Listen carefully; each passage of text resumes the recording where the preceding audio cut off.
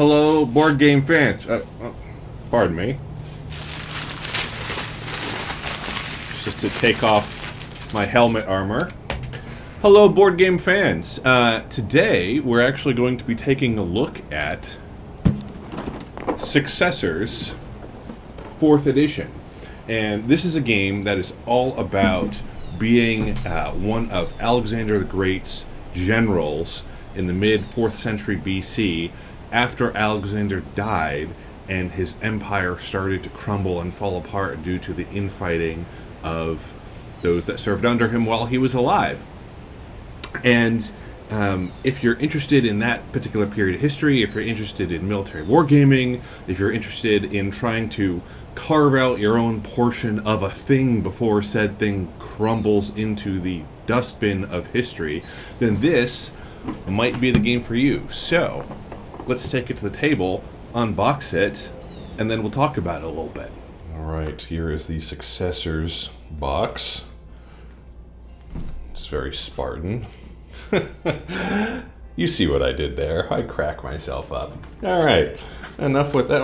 Wow, that was a crazy dad joke. Alright. So, get rid of this and take a look at the back of the box here. And you see a nice picture of all these minis and a nice picture of the game setup. 2 to 5 players, 90 plus minutes. Yeah, right. Definitely plus there. Ages 14 plus. All right. So open this up. And we are hit with the playbook and the introduction and other things to read. So, where to begin? Let's start with the playbook. And we're hit with table of contents, a little intro, example of play.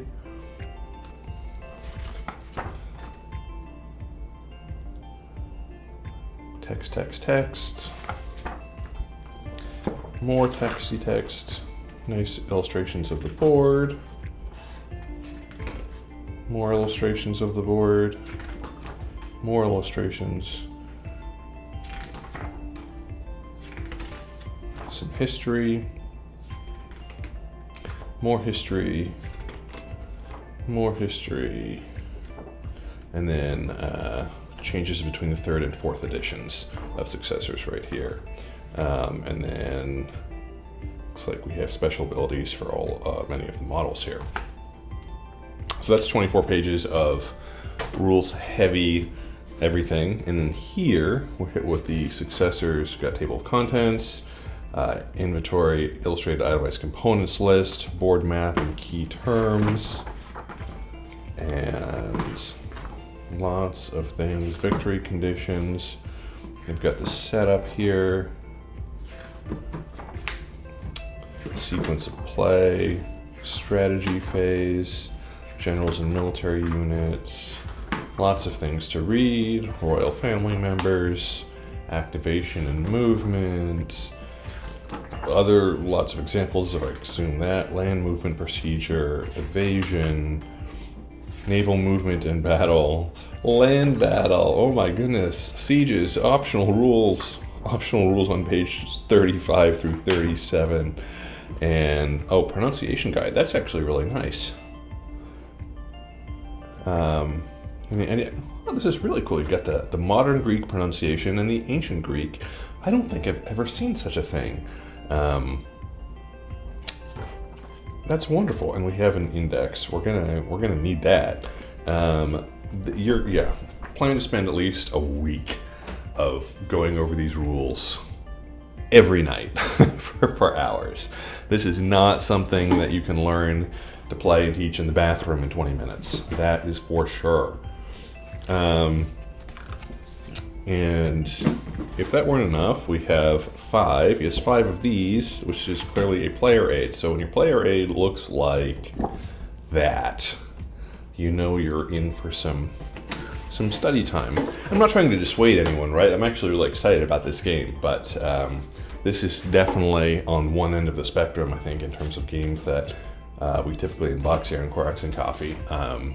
And so there are both sides of the player aid. You can see there, lots and lots and lots of stuff going on. Okay, so now that we've looked at some words, which are good stuff. Don't get me wrong, words are great stuff. Let's look at some other things. I'm gonna put this to the side.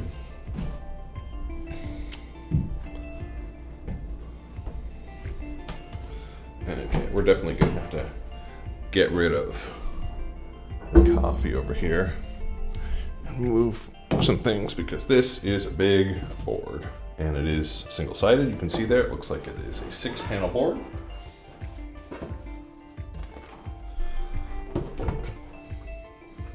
And can't quite get all of it in, unfortunately. I'll try and scan some over here. Let's see, there's the top of the board, Successors. There's the bottom of the board. See my hands there. So I apologize if I could not get all of it in frame. But you can see here there's kind of like this track at the top and kind of multiple tracks at the bottom. And this map is just covered. We've got Greece right here.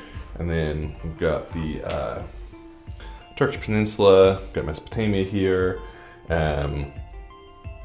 Tons going on here, tons and tons and tons going on here. And it's actually quite compelling.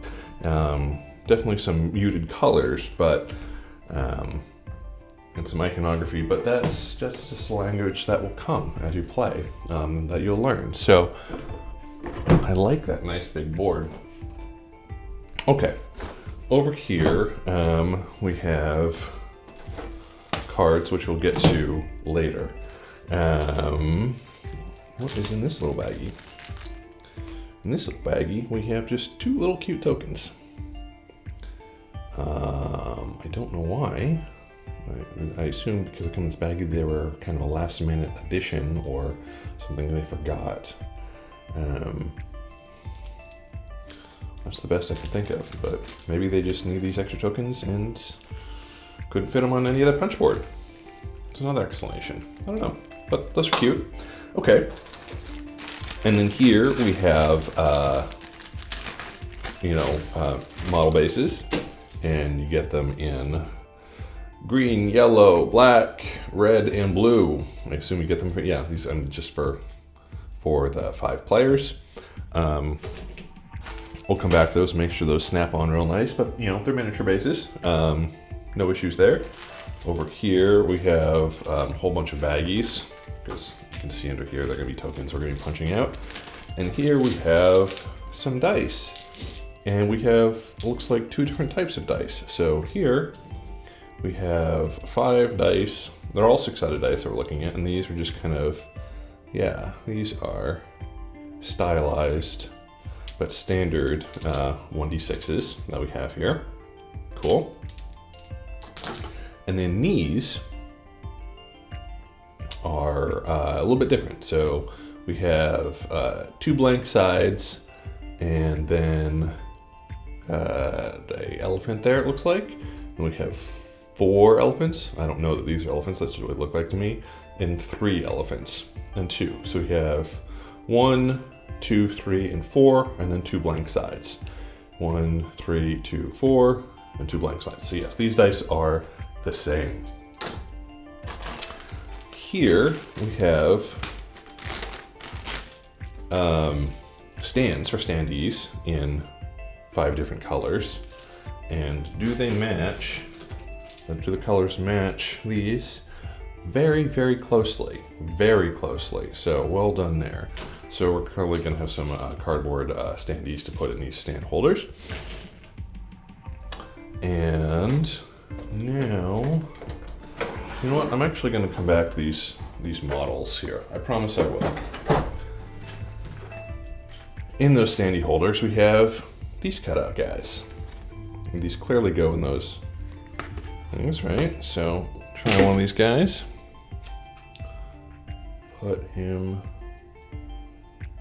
right there. Yeah, that'll be just fine. Why not?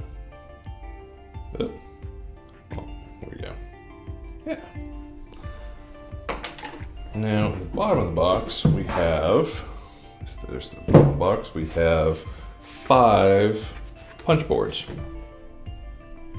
And I won't punch everything out right now, but you have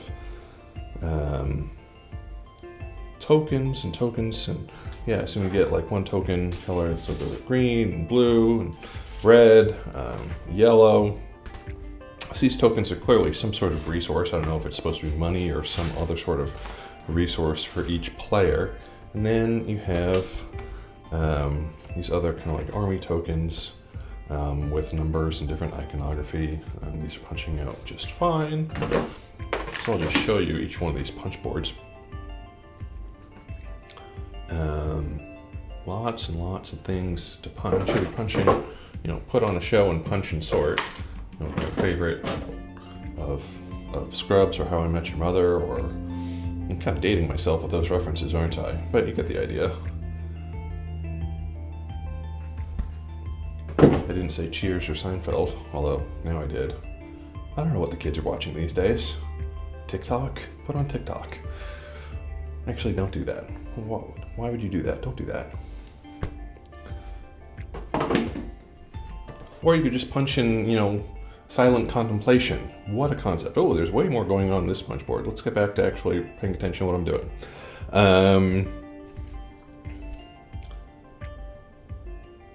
Yeah, so that little cute thing we punched out, it seems like there's supposed to be one more ship and they just did not have enough room. So there's clearly a 6 sheet and they just hand punched that and put it into games, I'm gonna guess.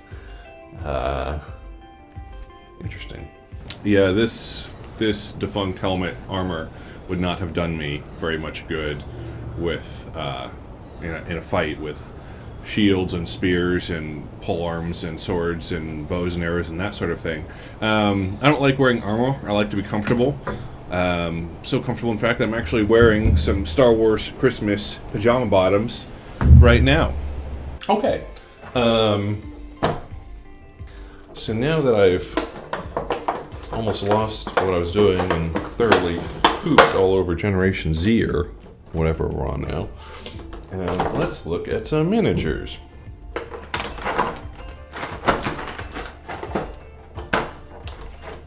Alright, we have this. This just looks like a card, looking at all of them, so let's just take a quick look here.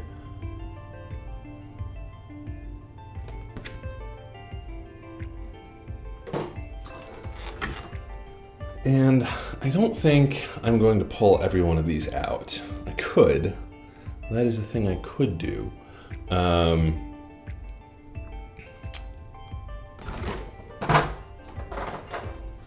Maybe it's even a thing I should do. I don't think it's a thing I'm gonna do. But you do have 23 different sculpts here. Well,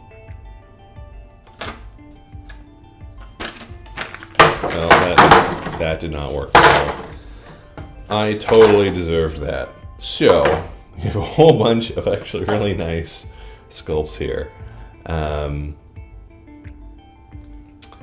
Of different things. And they'll stand on the board. So, yeah. Wow, that was totally a party foul. Totally party foul on my part. But apparently we're turning this into a semi-entertaining video with my cutting wit. That's another dad joke. I like military history. I like not only, the history of the battles, both, pre, during, and post, but also the, economic impacts that wars unfortunately have on economies and so on and so forth. I like all that stuff. 20 years ago, I actually almost joined the U.S. Naval Reserve. And I say almost because it went like this.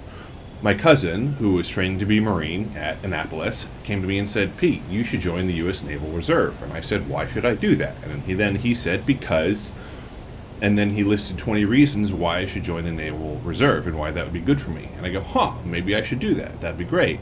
And then I woke up the next morning and thought to myself, I wouldn't make it through one day of basic because my training officer or sergeant or whatever would come up to me and say, Steele, do this. And I'd go, yeah, I'm not going to do that. That's silly. So I did not end up joining the U.S. Naval Reserve or any other branch of the military, reserve or otherwise. And so I do this instead. Let's get back to the unboxing. Some cards here. We've got some large cards here. And I'm just kind of sorting these out. Alright. So, right off the top we have this movement allowance table, which kind of makes me think there is a roll and move component to this game. Poop. But there you go. And I could be totally wrong on that. It's not my first time pre and misjudging something. So here we have a card for each of the players, which is based on their symbol, right? And there you go. And I don't really know what these do, but they're all more or less the same. All right. So now we have these map cards. And in like these kind of like in true Risk fashion, you have map cards for each of the territories. I assume each of the territories are mainly territories with like looks like victory points and bonuses, and you've got these other icons down below. So clearly these are either things that you get or need to do if you control the territories, or hold them, conquer them, have them in an objective, something like that. I was hoping that would end at the end of the deck, but it didn't, so like that. Okay. Next, we are hit with we've got all these Spartan card backs here, and I think these are the cards for each of the models, I assume, and or standees. So I'm just going to go through these. I'll let you pause and take a look at these at your leisure.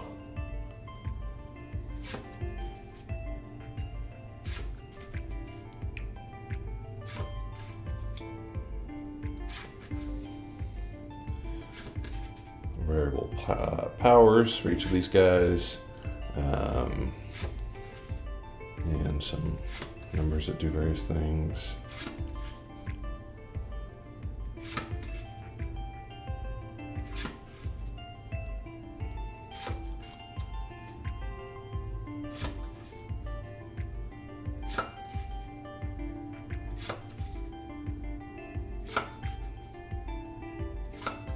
All right.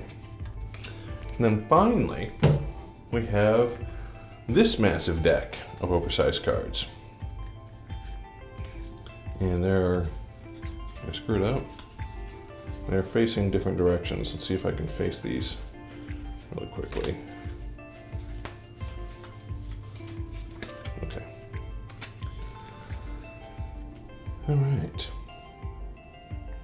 So, drink the hemlock. I don't do that. Don't ever drink hemlock. So we have +2, remove from play 1 royal family member except the funeral cart or tomb in the same location as your CU. Commanding unit, maybe? I don't know.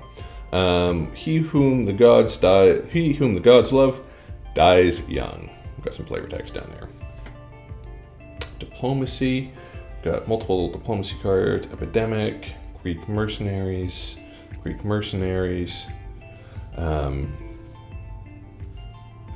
Just show off these cards real quick. I like this artwork. This artwork is really cool, actually. And I really like big cards, to be honest with you. Some unrest spreads. Oh dear. 23,000 Greek soldiers.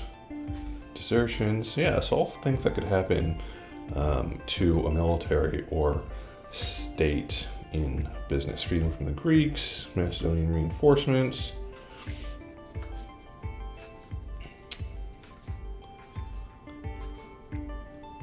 Egyptian military colonists, Indian Elephant Corps, treachery, Influence spreads. Traitor. Major campaign. Major. Got 3 major campaigns. Silver shields.